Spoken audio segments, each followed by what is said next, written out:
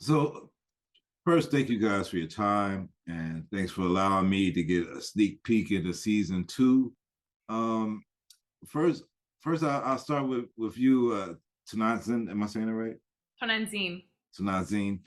Yeah. Um, uh, the languages, like how I know that you studied so many dialects for either roles or just in person. Like, how do you keep all of those dialects in your head and able to do you after you've left a role, do you retain that dialect that you trained for that role?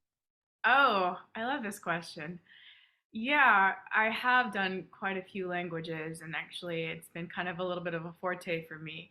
But yes, and it does always stick with you, these languages. And so I have recordings from when I did, some Lakota Comanche a long time ago that I definitely revisit sometimes and remember. And you remember those lines, those words, and what they mean.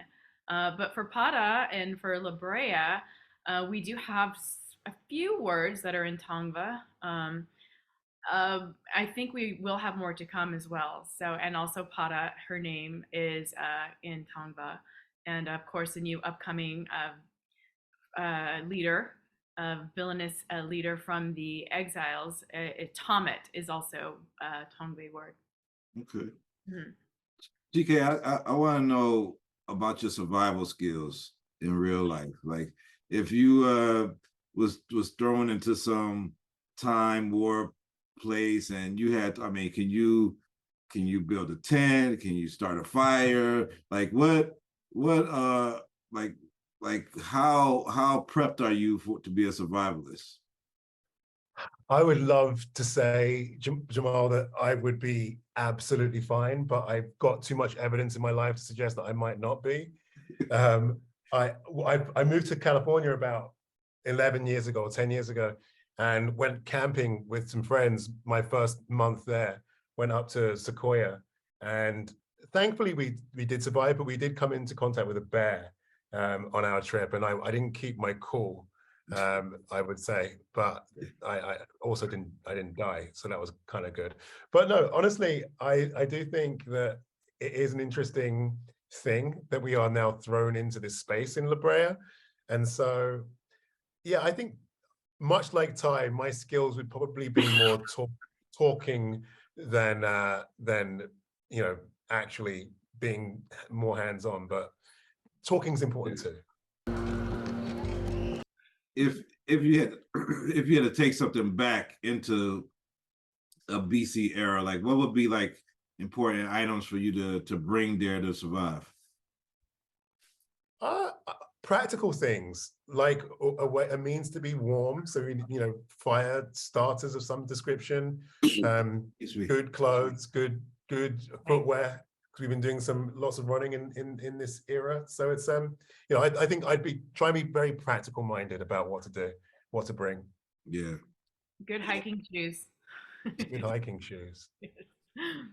And so is it I know that you have Latino and indigenous heritage, but how how does it feel to see like representation? And I see there's a lot more shows and films that's given either first Americans, Native Americans bigger roles or bigger stories.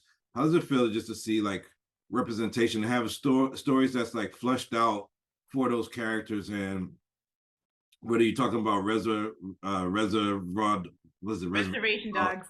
or any of these shows that's showing these characters now, like, and it's not like a thing. It doesn't feel like it's just like a giveaway, you know. Right. It's about time.